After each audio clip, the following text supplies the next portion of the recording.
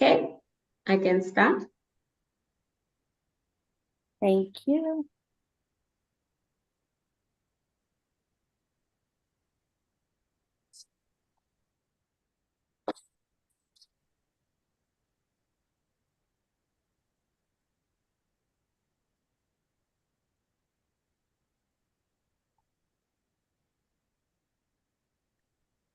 Good evening. Good evening, good evening, good evening. Welcome to our last episode in 2023 of Let's Connect. It's the third season, episode 3. And today we have a very special guest who just knows how to climb. That ladder is not a thing for her. So we look forward to an amazing conversation with her, but also with our connectors. And if it's your first time here, welcome. We are so happy to see you and have you join us. While we wait for a few people to join, please tell us where you are joining us from in the chat. Where are you joining us from tonight?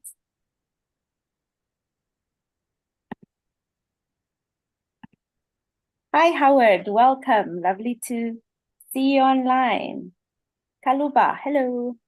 Hi, Miriam.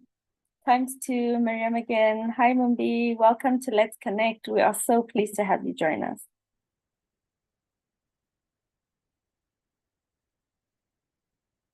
Please let us know where you're joining us from in the chat so that we can also test that the chat function is working.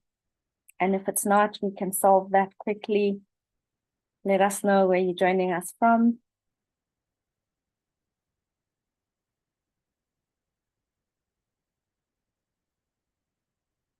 You're welcome, Mumbi. Hi, AJ. Hey, Zambia Lusaka. Awesome. Welcome.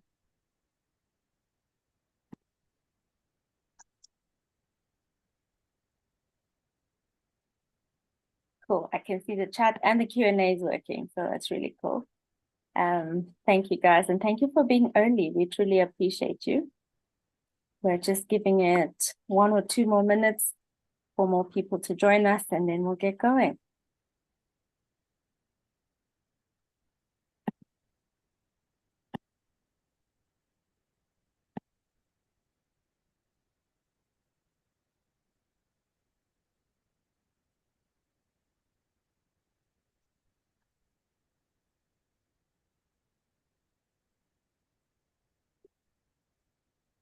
Hi, Nyenji. Hey, welcome. Yes, so good to see you on there. Yeah, lovely to see you.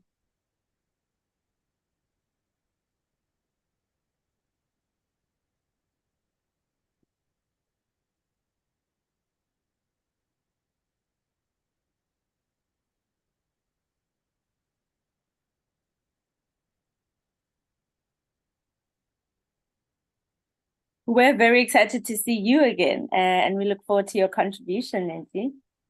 Okay, it is 4 minutes past 6 in South Africa, so we will get going. Without further ado, I'm going to share our welcome presentation, and let's spend a little bit of time getting to understand who we are for those of you who are new. And for those of us who know us, it's just a nice recap and a refresher. So why are we together as this panel of connectors, but also with you on this webinar series? This series was born actually during COVID. It was born out of a need to create a digital platform for conversations. Conversations that help us connect, but conversations that help us as entrepreneurs, that help us as professionals in our various industries to come together. It has also been designed to help you, our connectors, right? And I'm the first one who will say, as a panelist, I've learned a great deal on this platform. So it's not just you, but also us to navigate our careers and our own entrepreneurial journeys and the landscape. It is a safe space. We give practical advice. We share insights. We have panelists and guests who join us, who are trailblazing, who know what they're talking about, but also can contribute meaningfully in a very safe space around how you can navigate your own journey. So it's about knowledge share. It's about exchanging those really, really deep experiences that only through conversations like this you'll have access to. Otherwise, where were you going to hear the story? And it's also about advice, but also looking at any challenges that you're facing and how we can help you navigate. Right, before we get going, quick housekeeping. So please follow us, please like us on our socials. We are on Instagram. We are also on YouTube. If you miss any of the episodes, you will be able to find all 3 seasons on our YouTube channel. We're also on LinkedIn. I'm not sure, Shola, if we're live on LinkedIn today. No, okay. We'll be live on LinkedIn soon. And then we're also, so you can reach us on the metaverse. So what are our handles? We are Let's Connect web series. That is our link. No, that's our Instagram handle, as well as YouTube. And then on LinkedIn, you can find us at Let's Connect. Right, we live stream every single month, so you can find us there.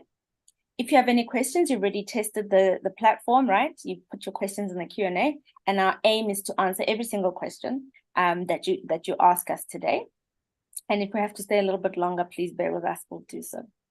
We also would like for you to share your thoughts and your comments in this chat box. And if you feel really strong and you want to say something, please let us know, and we will open the opportunity for you to speak. And if we have any post-webinar surveys, we look forward to hearing from you. You would have completed one as you joined. Just so you know, that's what helps us determine what conversations to bring to you. It is very much driven by you and your requirements and your needs. So please, if we have any surveys that we send out to you, look out for them and answer them. They help us get better at channeling the right conversations to you. Right. The second most important part of the webinar is the shout outs. We come to you on this very platform by the courtesy of Biotech Africa. Biotech Africa, thank you so much for your ongoing support and contribution and allowing us to go live every single month to our connectors. Ladybug Consulting, our domain.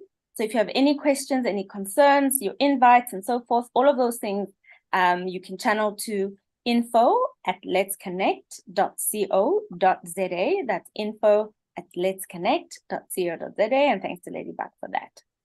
Manual notes, these amazing graphics, all of the banners, all of the invites, all of the platforms on the socials where you see us, that's Manual notes. If you need to reach out to him and want to use his services, do let us know.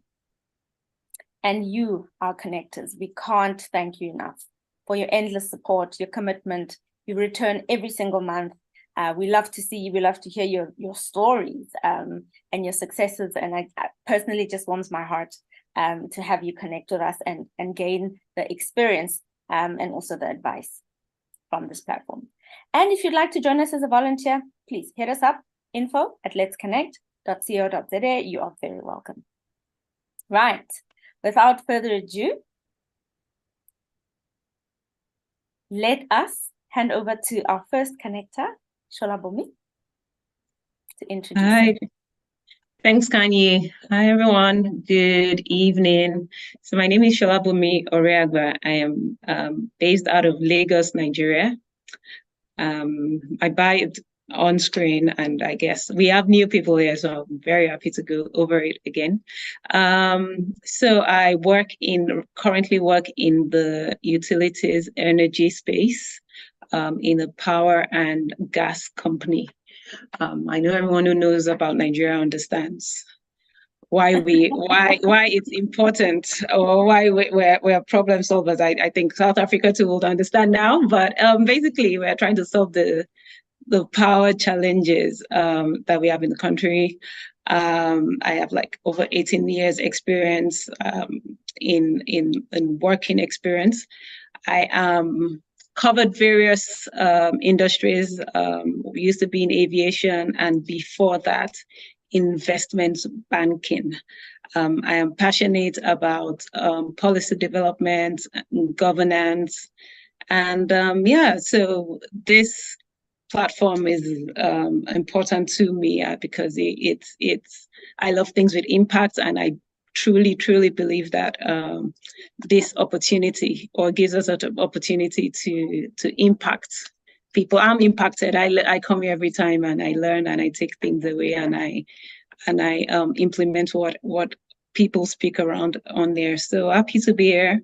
Welcome to those that have been coming back, and welcome to new people. It's our third year, like Kanye said, and grateful for people that have been riding with us for that long.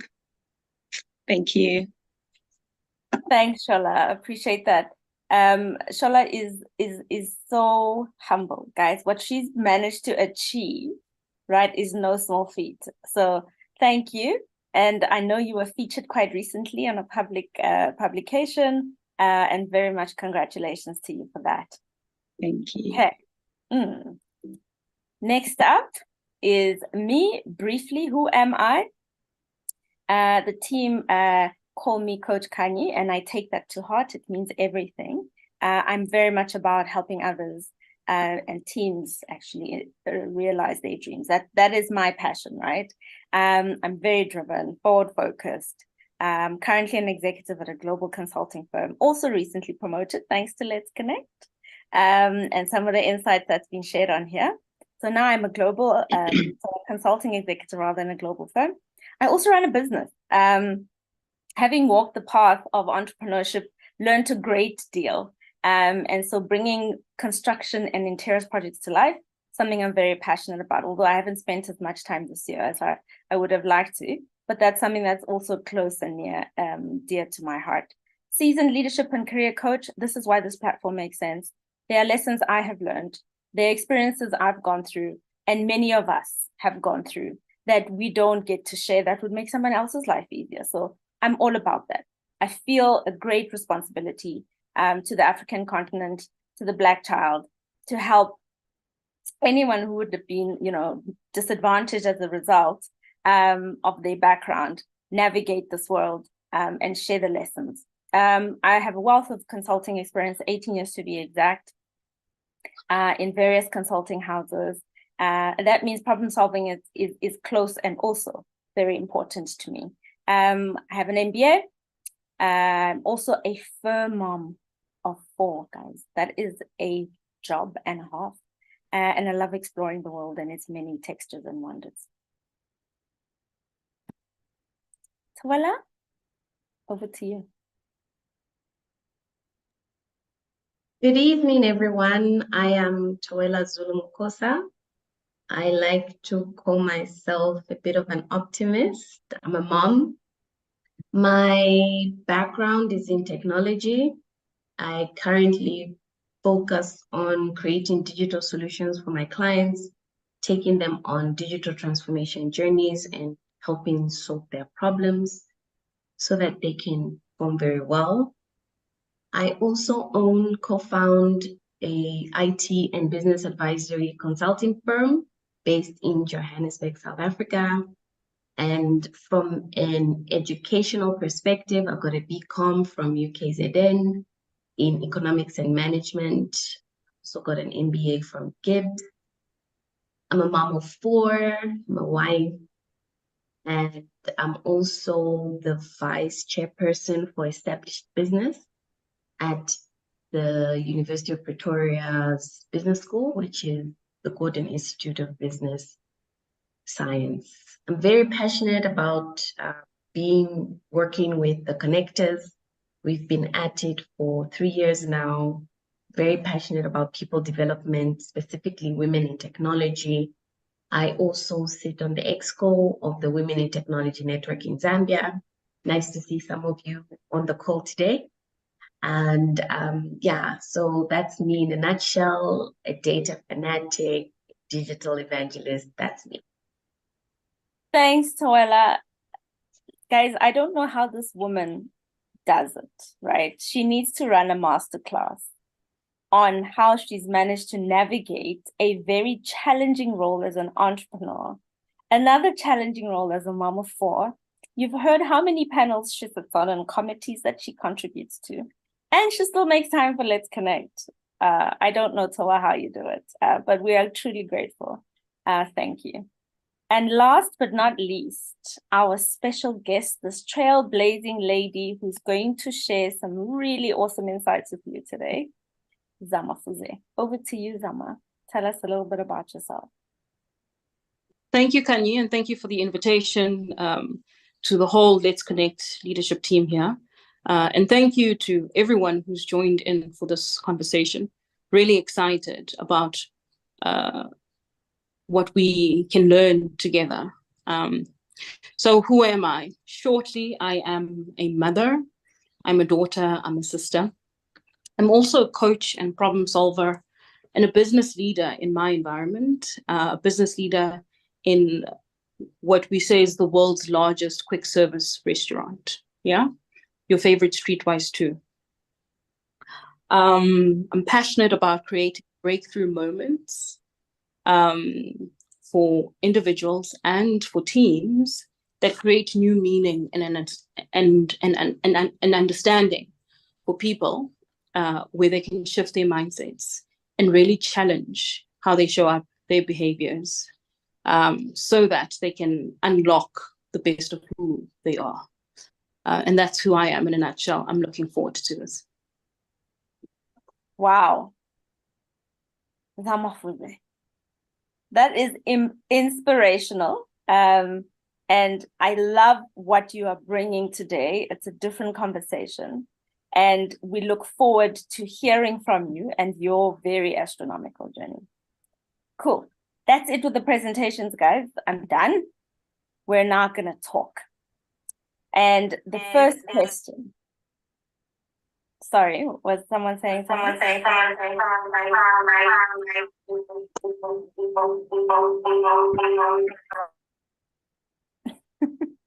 Okay, sorry about that, guys. If there is no tech glitch, what are we doing?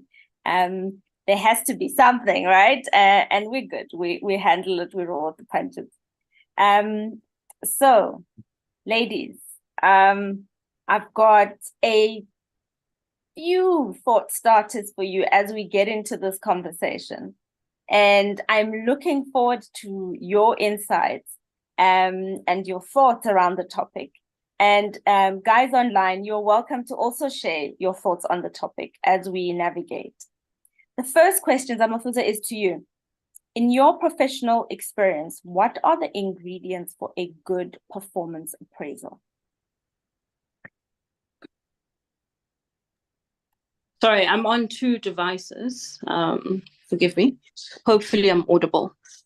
Sure. So interesting question. So I think a lot of us believe that your performance appraisal starts when the performance appraisal happens. But the actual key ingredients to a good performance appraisal is clarity around your goals and results, which happens a year in advance to when your actual performance appraisal happens. It's basically what you put in is what you get out. And so you've got to start by putting good stuff in. So being clear on what the goals and results of your performance for the year look like. So that's on a number of spectrums. So it would be typically your KPIs. And when you think about your KPIs, it's important for one to think about that not as a laundry list of all the deliverables that you have to do in the year, but rather, what are the 3 to 5 big stretch goals that you'd like to hit? Yeah. And assign real impact to what those stretch goals are. And I'll come back to what I mean when I say stretch goals and why stretch goals are important. The other part of clarifying your goals and results is also seeing yourself as an organization. And what I mean by that is organizations, they say culture eats strategy for breakfast, right? And so culture in organizations is important. What we take for granted about ourselves as individuals is that we also have our own cultures as human beings. Your culture is your self-care.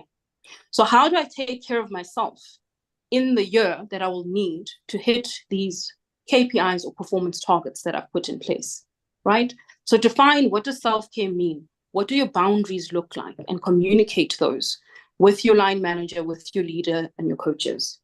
The third part that I think is important is then being able to understand, What is your personal vision, so that you don't relentlessly work towards other people's agendas, and you're able to fully define and understand what your boundaries are in terms of what you need to deliver.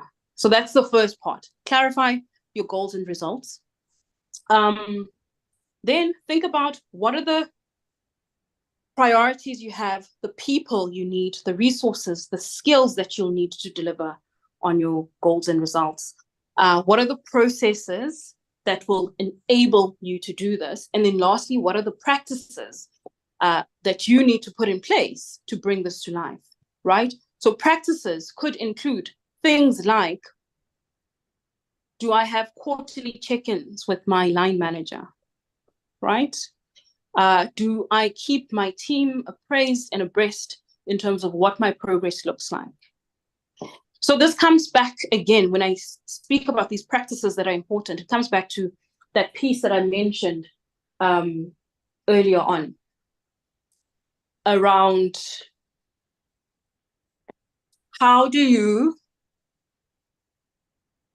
sorry, I'm trying to clarify my thought here, forgive me. So the piece around your practices essentially comes back to how is it that you differentiate yourself. So when I said stretch goals, what I meant is, guys, we're all hard workers in corporate. We're all honest. I'd like to think we all work with a sense of integrity. So now you're one out of, let's say, 5,000 people or 10,000 people in an organization. We're all honest, we're all hardworking. How do you differentiate yourself? And we tend to get it wrong by thinking that the effort, the amount of hours I put into the work that I do is what's going to stand out in my performance appraisal. No. What's going to stand out is how you differentiate yourself. Those stretch goals and targets that you have aligned with your line manager to say, these are the things I aim to achieve that will differentiate me, right? And you'll see how this will play out when we start to get into conversations around the bell curve of performance, where you end up, etc. So important to park that in your mind around what are the stretch goals and not a laundry list of your performance KPIs. And then lastly, I want to close off on this question on just saying it's important to prepare. Prepare for the conversation before you go in. Preparation, from my perspective, working as an HR executive right now, what does preparation look like? Preparation means knowing what are practical examples, not using sweeping statements like I always or sometimes, or right, be specific about what your examples are. Preparation also means preparing your mindset, being open to feedback and receptive to it without taking things personally, and understanding and believing that your organization or your line manager has your best interest at heart. If you go in with the mindset that everything is against me and everyone's against me, that's exactly what you're going to face. Wow, that is powerful. There's a lot that you've loaded in there, and we're going to unpack as we go. But what I wanted to get a sense of, I think, from the other panelists is some of us has given us a list of steps pre-preparation, for during, and what to think about in terms of your long-term view. What I'd like to test with you ladies is, and I'll start with you, Tawela, why is it important to prepare in your experience for your performance appraisal? I think it ties in with the preparation. So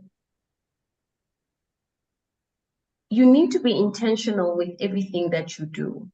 So if you want a good outcome, you need to prepare and not leave it to the gods or the ancestors or whatever your belief system is. And the importance of the preparation is you need to prepare those examples, those almost like proof or evidence of you doing well in the last year. Don't leave it to chance. So you need to be very intentional and say, the reason why I deserve the promotion, or the reason why I deserve the bonus, or the reason why I need to move to the next level is because I did A, B, C, D. And you need to be really specific. And in order for you to do that, you need to prepare. No, get your facts in order. It's very difficult to argue with. I tend to find that the people who tend to go into their performance appraisals and are using, they're very, what's the word? Personal. Instead of playing the game, they're playing players, they're blaming people, they play the blame game, but they're not bringing in facts. Are people who tend to find their performance appraisals difficult. But if you go in with your data, I was on these number of projects and they were successful, they brought in revenue to the company, or I helped, I was instrumental in this project and I did A, B, C, D, and that's why this project was successful, or I brought in a new customer. This is the customer, this is how much we're invoicing from the customer. Come in with your facts. And in order for you to do that, you need to prepare. Just being prepared also just makes you stand out from the rest. It actually helps you become, it's your unique value proposition when you go in prepared, because most people, believe it or not, do not prepare. So that's why I would say it's very important to do that. I love it. So pray and act. Don't just pray. And at the same time, have your fact base, right? I have this accounting friend who always tells me numbers never lie. In this instance, your facts are going to be your numbers never lie, right? And I like that, the differentiator, and Zamafuzi spoke to that as well. What is your unique value? What is that highest point of contribution that only you bring? And therefore, what is your magic that you bring to this organization, and why it's important for you to prepare for that conversation? It doesn't happen overnight. And Kanye, sorry, there is one last part that I should have started with. Mm-hmm. A lot of times, especially if, let's say, you work for support functions and you don't work in the core of the business, we tend to out conversations around what the business strategy is. Get to know what the business strategy is so that your facts are anchored in that. A powerful performance appraisal is one that says, my individual goals are linked to the strategy.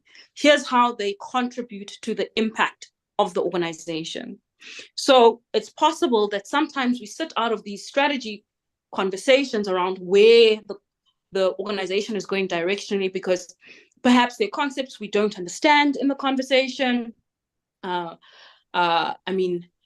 those, for instance, who I think in my past or background, for both you and for both me and Kanye as an example, we worked for an insurance company, right? And there's some really high cerebral terminology in insurance that for your normal ordinary person, if you're not an actuary, you won't understand. What you do in those instances, still sit through and understand what the business strategy is, then find a friend, find a buddy who understands the stuff to take you through it and help you unpack what it is, so that you can go into your performance appraisal anchoring, here's my piece of how I contribute to the strategy. That becomes your fact base. Oh, wow.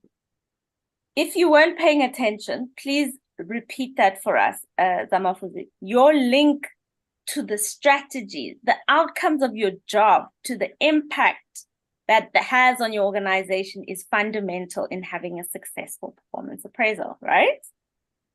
100%. So you need to know the strategy as well as the strategy owners, because otherwise, what are you doing? No one just gets paid to come to work, right? And I can imagine as an employer, if somebody says to me, what I've done here, tying it back to this KPC or KPI, KRO, is going to result and yield this return. Powerful. Not everybody says that. I love it. Thank you for that. Thank you for reiterating that. Now, we've spoken so much about preparation, and we've said some people actually do not prepare. Is it a bad thing if you have a bad performance appraisal. And maybe let's start by defining what I mean by bad performance appraisal. Bad performance appraisal could be a negative outcome to what you had anticipated to being a good outcome, right? For whatever reason, it didn't go the way you'd planned. Or you get told that you actually are not performing at the level that's expected of you. And you're hearing it for the first time in your performance appraisal. The question, I'm going to give this to Sholabomi, and Zamafuze and Tola, you're welcome to join the conversation when she's done. But Sholabomi, is it a bad thing if you have a bad outcome? So I think I'll dial it back to the part of the conversation where you said you heard that it's the first time you're getting that feedback. It's not allowed. So you don't go a whole year without getting feedback. So it should never be a place where the first time you're understanding that you're not meeting your KPIs or whatever is at the year-end appraisal, not acceptable. Companies have different policies around appraisals. People do quarterly or half-yearly reviews. But even if it's not in the company policy to do the reviews, we do reviews so that because KPIs change, targets change, business strategies change, and so your goals or your KPIs are required to change over time. So that allows for that. And if the policy does not require it, seek it. So there's no universe or world where you do not know that you're not meeting or you're not doing well at your job. And I think it's also important, and it's a great thing what Zamafuze said. There are actually people whose appraisal can be easier because of the type of roles that they have. So where your role is target driven, you're meeting your numbers, you're exceeding your numbers. Facts don't lie, you bring that up, show that. But for people that are cost centers, who then have to go further. So the level of preparation that Towela discussed is a total different game, and it speaks to that type of preparation when it goes to back-end roles, where it then speaks to what Zamafuze was saying, understand the strategy. So if you're HR, that your KPIs are not particularly things that move the needle in revenue, companies want to talk revenue and talk, you then have to then align what the company strategy. So if it's retention, you're tying all of that and strategies and things like that. So generally, but yes, that's important. But what do you do with a bad, when you have a bad appraisal? I think bad appraisals are supposed to, there are two sides of it. Bad appraisals help you prepare for your next appraisal or your next year. So going into it, being open to feedback, accepting, and that's clarity in conversation. By the way, appraisals is a conversation. It's two-way. No one is speaking down at you at what all of these things are. You are also coming with as you've prepared, everything you've prepared with, you're coming with your facts. And so it's a conversation. Be confident enough to have that conversation and push back and show your numbers. But in the situation where you've not done well, you accept for some reason that, or for whatever the reasons are that you've not done great, you need to take that as a stepping stone for your next appraisal. And you need to be clear, what do I need to do to get to this point? Have those conversations, being vulnerable, just let it be what guides you into your next year's goal setting and the appraisal that follows through. And I'm sure that there will be loads of insights as to how to go through all of these things. We have an HR expert here, so I'm also looking forward to this. And this conversation also from a manager's perspective is also important for us, and how we manage people and how we give feedback and how we guide people. But yeah. I love that. And whether you're starting off in your career or you're a mid-level professional or you're an executive, bad feedback can be something that you use as a catapult to your next level of growth. I always feel that to unlock growth, you need to go through a tough time. Otherwise, you're not necessarily listening to the things that could go wrong if everything goes well. But if things do go wrong, it's preparing you for the next level of growth and unlocking that. I love that. So I love that it's a conversation. It's not one way. So you must bring your own evidence into this conversation, right? You must seek feedback. Feedback is a gift. Sometimes it's a gift that can break you. So you need to learn to discern what's helpful and what isn't when you receive that feedback. And I suppose a sounding board, a good sounding board, a mentor, coach, can help you process some of that, right? To say what's helpful and what isn't. And then you also said it's a stepping stone and can help you to look at the next goal setting exercise. How do you do that differently? What are you learning from that? Zamafuze, what are your thoughts on bad performance appraisals? Sure. So this is an interesting one. And I like the fact that you started off by defining what this is. So I think the only time you have a bad outcome is when you're surprised by the feedback. To Shola's point, you should never walk into a performance appraisal not knowing what or how this conversation could potentially pan out. If you hear for the first time that you've not met your goals, or you're not performing at the required level or standard, you're out of flow, and this is the first time you hear it, I think that's when you have a bad outcome. Things like not getting a promotion, etc. I don't think those are bad outcomes. To your point, those are moments for you to pause, take stock of what is the system or environment that I'm in, right? Perhaps the environment right now doesn't allow for promotions. Perhaps there's budget issues or whatever it may be. That's one. Or perhaps there's a particular development goal that I need to hone in on, right? And I haven't quite shown what I need to from that perspective in terms of filling out the gaps on your development goals. So I want to contrast it rather actually with what a good outcome is. And the first thing is, I would say, depending on the type of organization you're in, and it differs for small-sized organizations and big-sized organizations. You don't walk in saying, I want a promotion. Mm-hmm. If you want to put off your line manager, you want to put off the executive team or the leadership team, it's you walking and saying, I deserve a promotion and here's why. This is the one conversation that you don't approach top down. You approach it bottom up. Your conversation should start from a perspective of, I've had a good year and here's why, or I've had a strong year, here's why, right? And then you lead it to the outcome, the particular action or outcome that you desire.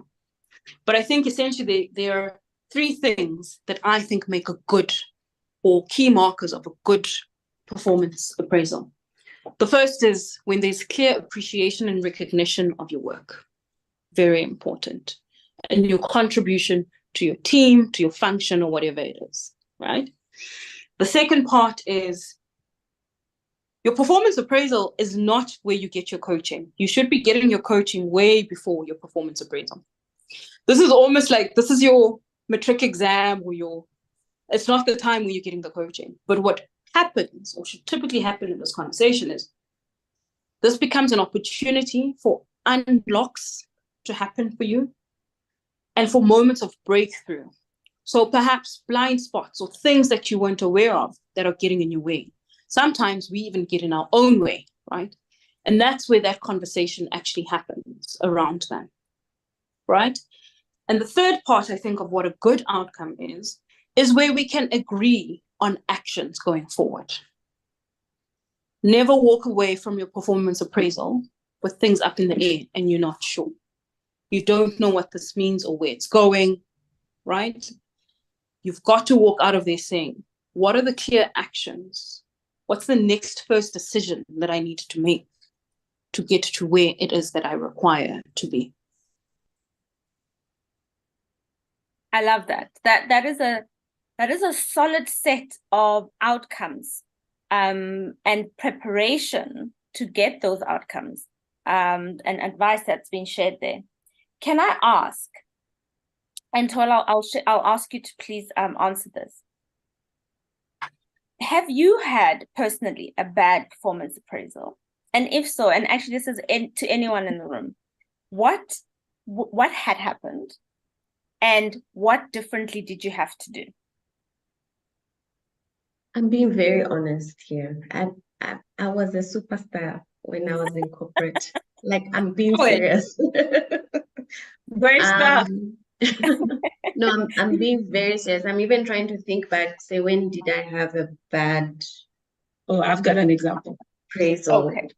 No, but what I can say is, as a manager going into an appraisal where now you need to put someone on a probation, that not probation, but like a performance improvement plan.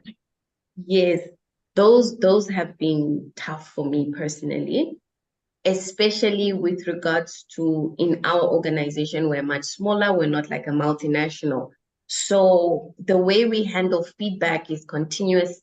We have like monthly sessions where we sit with the employees and discuss their performance. We also try and use work plans. So the person comes into the session knowing the outcome, not necessarily the outcome, but knowing that, okay, here my performance is good or here my performance is bad. I think the ones that have been very difficult are the ones who find the feedback that we're giving,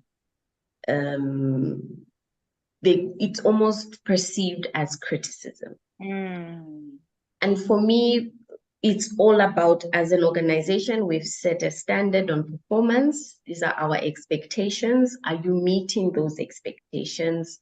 Are you meeting the standard that we have set for you to work at?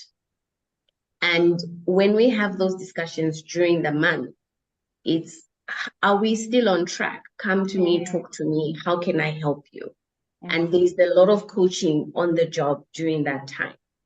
So by the time you come into your review at the end of the month, if you're not coping with the amount of work that you've been given, or you're not coping with following through on instruction, or if you're not coping in terms of just having this inability to work with the volume of work, then we start having those difficult conversations. And for me, it is a difficult conversation. I will not lie. I don't find it easy. But that's when we start talking about performance and rating yourselves. Why did you give you that? This is what I rate you. And then we have that conversation. So for me, yeah, that's the take that I'll comment when it comes to bad performance reviews. Thanks for sharing that. Sholabomi, you had a story. Before my story, I'm just going to say around giving feedback as a, and I think that, or having the conversation, I think for me it's super easy, and it's super easy because the conversation is nonstop. For every ball dropped, for every I'm sharing, and we're clear. So by the time you're self-appraising, there is no universe where you'll be out of. You might try just a little bit, but it's such at that point. And my best has been someone who, went into it with their own improvement plan. Loved it, because you already knew where this conversation was going and you were prepared for the next day. But from an bad appraisal, so like I came from a place where, superstar, everything was always good. And then I worked with a startup. Proper startup. I was staff number 001, a founder and co-founder, just a very, and I got feedback, and it wasn't even, it was just from nowhere, an email saying I recall reading that email, and I couldn't even finish reading that email. I went to bed, and it took me 2 days to finally read the email because it was super foreign to me, like, what the heck? But it was one of those ones where I was introspective. But then the conversation was clearly from a place of, we are not on the same page. What do we need to do to get on the same page? How do we align on expectations? We are running around solving problems without understanding your expectations of me. In my mind, I'm killing it and doing everything to keep this ship afloat. So taking that and having that difficult conversation and, being introspective, I agree with this little bit, but this is why, and, aligning on vision, on expectation was very useful. But yeah, I think in leadership also, getting not bad appraisal, but constant negative feedback, you get used to it over time, and you start to roll with the punches. But as a mid-level or that, it was a very painful thing to do. But it was be introspective, be true to yourself, and just be clear on what's next and expectation setting. Yeah. And Kanye, I just want to add to what Shola was saying. I'd like to also give actually an example. But first, I want to kind of reframe this bad versus good. And I say parent, a conscious parent. And so I prefer to say effective and ineffective, right? And have effective conversations and ineffective ones. Or your behaviors can show up effective or ineffectively. And what we forget about what goes into a performance appraisal, it's not just what you've delivered on, it's how you've shown up, right? It's character piece around who you are. An ineffective one for me happened, much like you, Shola, I'm going to say there was a bit of a misalignment. However, my misalignment was actually with the broader organization. So I found myself serving my leader rather than organizational interest. And so what happened was, it meant as the year went along, I would put my priorities on hold and I would put preference on what my leader's priorities were, right? Because believe it or not, when you're young, sometimes pleasing becomes an important thing, right? So let me help my leader get everything done and done correctly. And what you do is you're living off someone else's agenda. By the time performance appraisal comes, you feel like you've put in all the hard work, all the hard hours into it, but you've actually been ineffective in your role. You've been effective in helping your leader or your team show up, etc. But you haven't been effective in what you are contracted to do in the organization. And when you sit in that conversation, you can't now say, oh, yes, sure, these were my 4 KPIs or whatever it was, but, honey, I had to do all this for you. I had to do all these. You can't shift the blame in that conversation. It's all on you. That's reality. Yeah. So for me, my most ineffective one has been where I've put my head down and I've told myself I'm going to serve my function or my leader. I'm going to do everything that needs to be done for them, not realizing that what happens in organizations is a calibration of you at your level of performance against other people across the organization who are at the same level as you. And the conversation is about who's the tallest at this level and who's the shortest. Now, if you keep it down, borrowed in the sand, and you're working to please a particular person or agenda, as an example, you're definitely not going to come out tall. You're going to come out short. No matter how much of a high performer or star performer you may be, those ineffective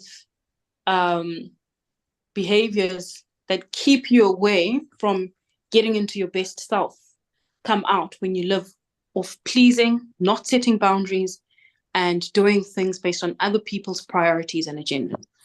And I suppose that's an interesting one, because there are points in your career where you can push back. There are points where you can't. There's industries where it's easier to navigate that kind of difficult conversation. And there are others where serving your boss's agenda will get you ahead. So I suppose the question to you is, what are your thoughts on bell curves? And why are they important? And how does someone think about preparing for their appraisal with that concept in mind? Because believe it or not, whether you know it or you don't know it, there is a sizing, right? It is a comparison. It is to say, are you shooting the lights out or are you not? And it all is related to your performance, yes, the KPCs and KPIs and so forth, but sometimes it's perception. So depending on the organization you work for, there's a different way of looking at performance appraisal. So what are your thoughts on those? We'll start with you, Zamafuze. Yeah, so this is an interesting one. Okay, so here's the thing, yeah? And I think all truths can exist, yeah. But given my experience in HR, and I'll speak from that perspective, and given my experience in being a business leader in this organization, where I understand how the budget setting happens, how the G&A spend, what's the input that goes into that. Both bell curves are important for a number of reasons. So your bell curve, basically what it does is it calibrates your top performers to ensure that there's appropriate rewards and retention for them. But also making sure that you hold the not so best performers, I don't want to say bad performers, but the not so best accountable, right? It's supposed to be based on a premise of fairness, right? And equity in how we see talent. Now, what tends to happen in most organizations is, as managers, and let's speak frankly, sometimes we tend to like the people we work with, like them more than we should. And a lot of research has actually shown that leaders tend to be lenient. So what happens is you either have lenient managers or very strict managers. If you work in an organization where everyone aspires to like one another, right? With lenient managers, you end up having a bell curve that's skewed towards the right-hand side, right? So like that. Which means, I'll give a random example. If we know that as an organization, we have made X amount in revenue. From this revenue, we know that 20% of all profits made go towards our people G&A perspective. Yeah. Now we have to distribute this thoughtfully. Now, if we work in an organization where managers are being lenient, what it means is this 20% or this pie, it means we all get a really small piece of the pie because we all on the left-hand side of the bell curve. We're all top performers, right?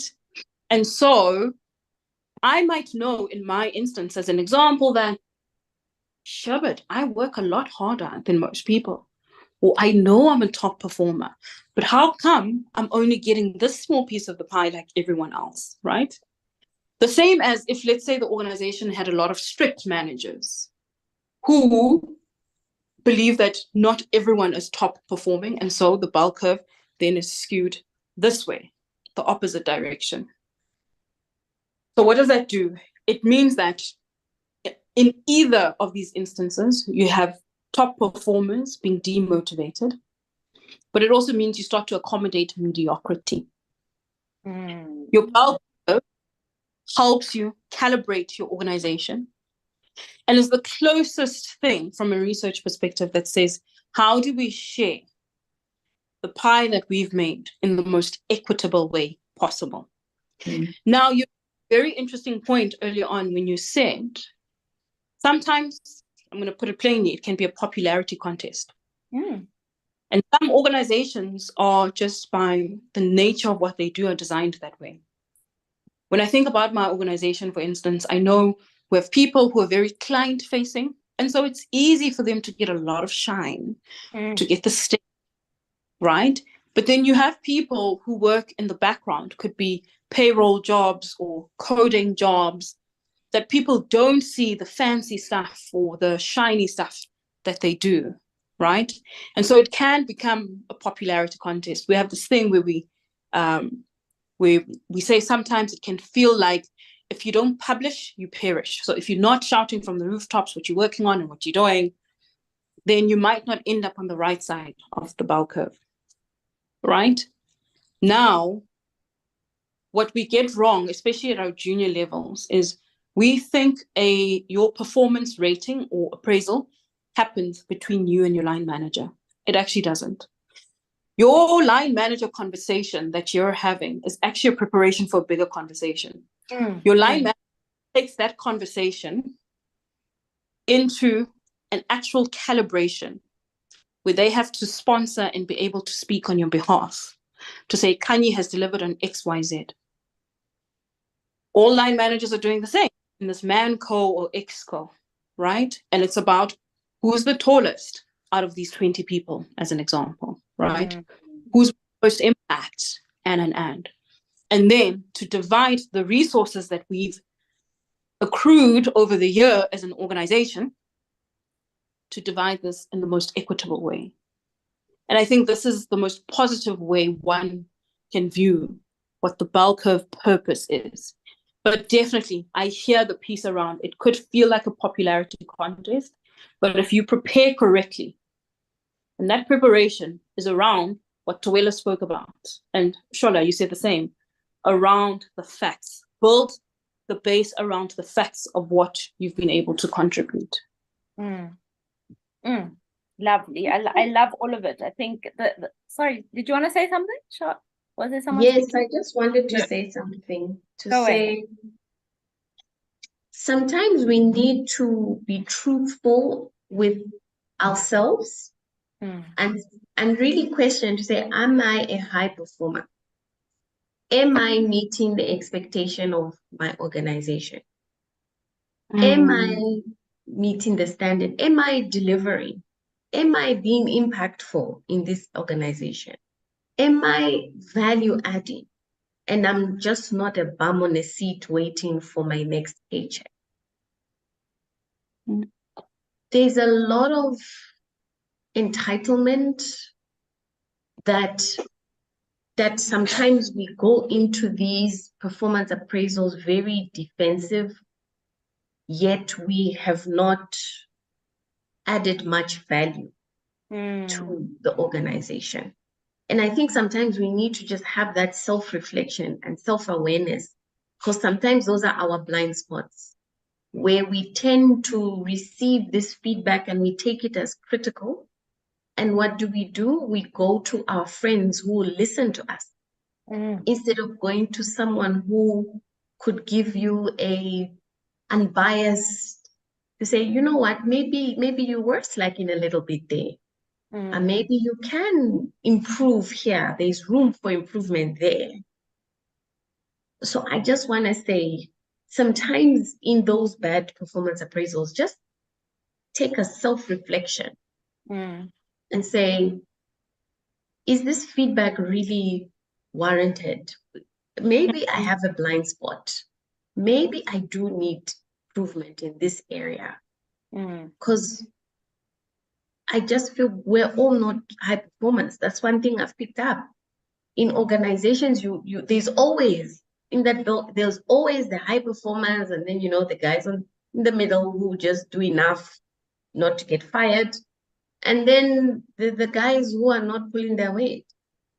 And I think we need to just have that hard conversation with ourselves to say, am I the person who is not pulling their weight, and what can I do to change that?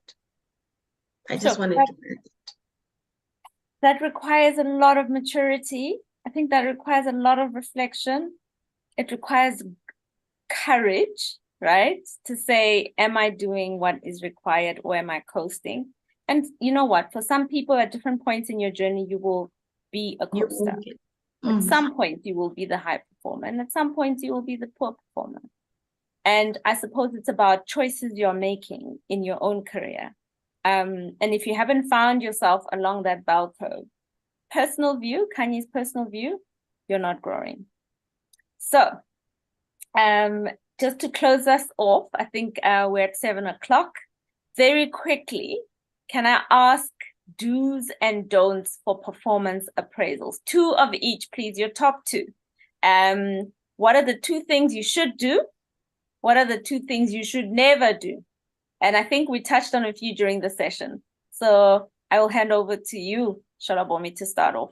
What are your 2 do's and 2 don'ts?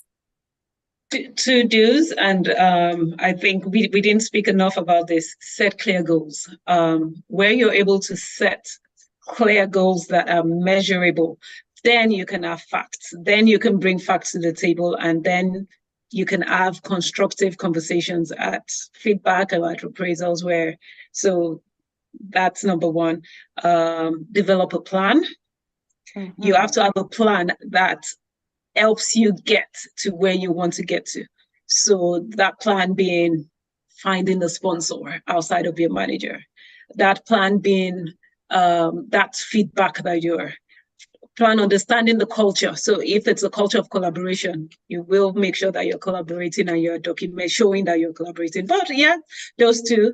2 things that you shouldn't do, never be unprepared. Since we've spoken about preparation, just easy, do never be unprepared for appraisal. From the beginning of the year, never be unprepared. And I'll say, do not be defensive.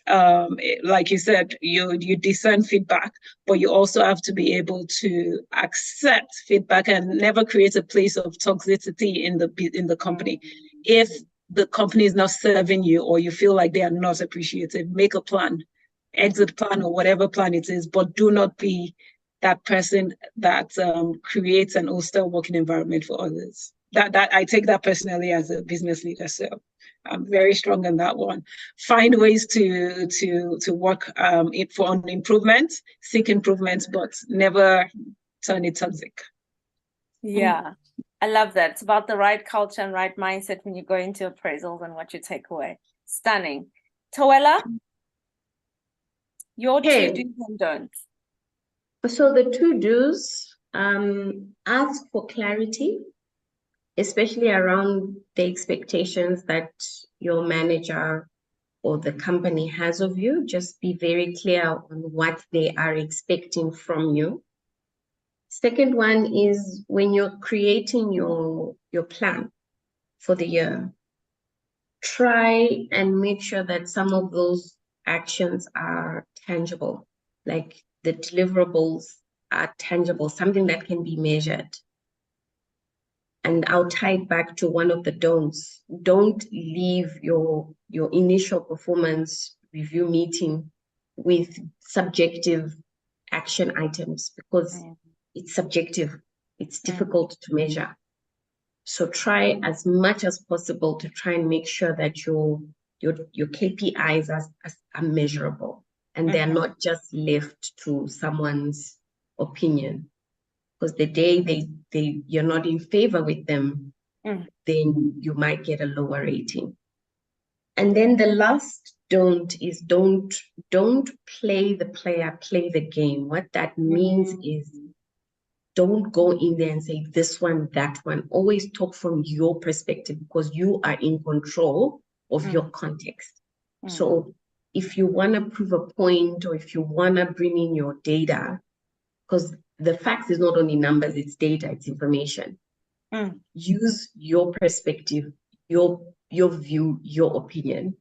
It holds more weight than, no, but Shola got a pay increase. Why am I not getting a pay increase?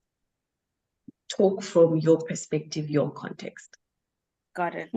I had a mentor once who'd say to me, can you learn the rules of the game? Play and play to win. So I hear you, Toela. Understood. Play the game, play to win. Know the rules, know how to navigate. And always focus on clarity and seek that clarity so you're aligned with what the successful outcome can look like. Cool. Samafuze, last but not least, your 2 do's and 2 don'ts. So I think the ladies have adequately covered the don'ts. I want to frame this last part of the conversation positively to say, firstly, so I'll speak to do's. Assess your culture fit in your organization. Roses don't bloom in a desert, Mm. right? So especially if you've come out of a conversation that has felt ineffective, go back, ask yourself, does my value system, does my how align with the how of this organization or the value system of this organization? Very important. What is your cultural fit? What is your organizational fit? Is this a place where you can grow? The second thing is to reiterate what everyone said, seek feedback and embrace that as a gift. What does that mean? It means be clear about the people you surround yourself with. So there are people that you'll solicit feedback from, but then there are people that you keep around in your workplace that are friends. Know which bucket they fall into. You have comrades. Those are the people you gossip to your boss about and say, my boss is such a pain. You have cheerleaders. Cheerleaders are the ones who say, oh my gosh, you're so amazing. Well done, Kanye. Oh, everything about you is so amazing. Those are cheerleaders, yeah? Then you have confidants, the people where you can walk into their office or their room and say, can I close the door and cry, right? Mm-hmm. These people sometimes can also be your truth tellers. Be intentional and deliberate about finding your truth tellers. To Tawela's point, you go to those truth tellers to say, are there blind spots or shadows that I'm not seeing, right? Your cheerleaders and comrades are not going to be the people who tell you that. So be clear about that when you seek feedback. The third part everyone touched on is clear action feedback. And it's important that you walk out of that conversation with an action plan that you've aligned on. Even if, and what tends to happen sometimes is a performance appraisal can feel emotional. And it's okay to. When that happens, you say, actually, can we pause for today? I hear what you're saying. I need time to go process and think about it. Can we pick this up tomorrow, please? Right? Rather than you continuing the conversation in an emotional state and not being able to be in a position to come up with an action plan. So you can pause it today and ask to continue at a different stage where you've actually been able to settle your emotions so that you can define an. The fourth, the second to last one, is commit to regular check-ins. I can't express this part enough. Have your regular check-ins so that you don't walk into surprises when you come to your performance appraisal. It also helps you to own your narrative when you have regular check-ins. It means that your narrative is not sitting with your line manager out there and they're basing it on whether they see you in the office or they don't see you, given that we work in a hybrid world, right? So think about how do you set those up? And you set them up on a quarterly basis for the year already. Have it in the calendar. These are my regular check-ins. And then lastly, and someone in the chat actually mentioned this, so important, seek mentorship and coaching. You cannot go at it alone. You cannot. Seek mentorship and coaching. And in your mentorship piece, think about who your mentors will be and who your sponsors will be. Your line manager, sometimes their voice may not be the strongest in the room. That's the reality of some of our. And so what helps for you is if outside of your line manager, you have a mentor or you have a sponsor who sits in that you've built relationships with. Could be people that work across from you, cross-functionally, whatever it is. Someone that you've built a relationship with that can actually back up. And that's, if you remember, I spoke about the popularity contest. That's playing the game well on a popularity contest. Making sure that is not the only person who knows you and knows your capabilities, right? So important you think about that. And that's all from me. Lovely, lovely, lovely. That was jam-packed. A lot about knowing your people, know their role, right? Your stakeholder map, know who's doing what in relation to your performance and your career. So know your people, know who are your truth sayers, I think you said. I love that, right? Also, you spoke about managing your emotions. I didn't know I could pose a performance appraisal.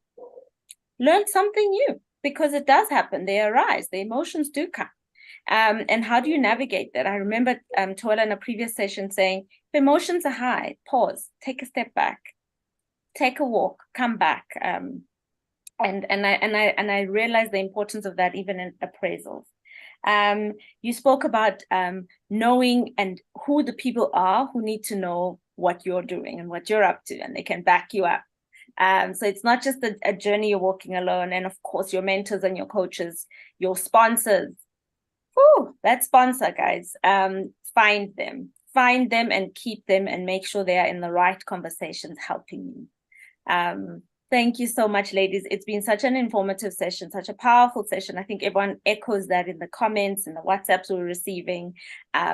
Super insightful, super helpful, clear, with direction on what people can go away and do. So thank you so much for your time, as always. And thank you to your connectors for staying with us and staying the course. If you've missed any episode, you're welcome to go check out our YouTube channel. And we look forward to seeing you in the new year. Good night. Good night, Thanks, everyone. Bye. Good night.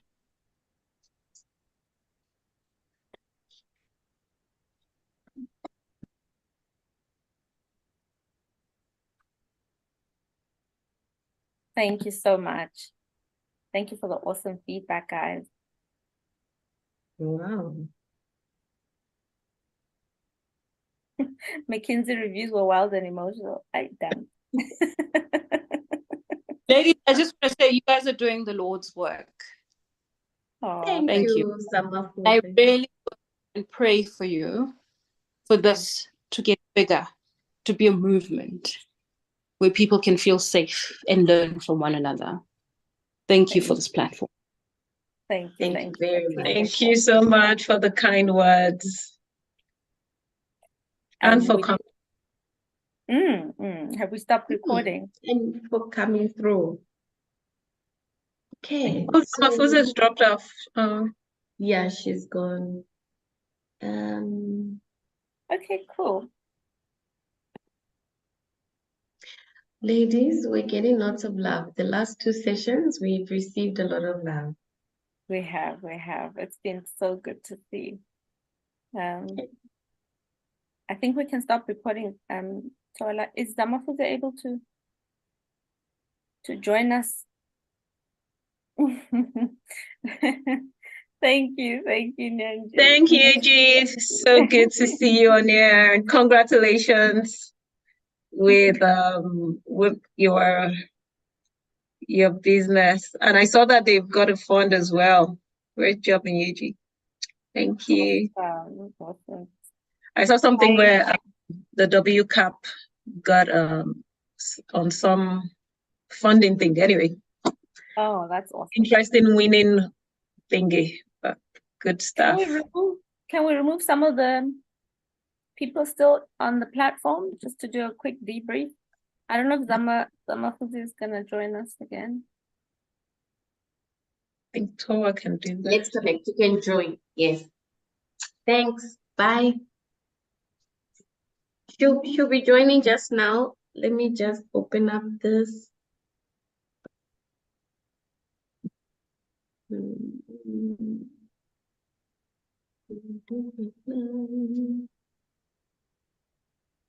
Okay.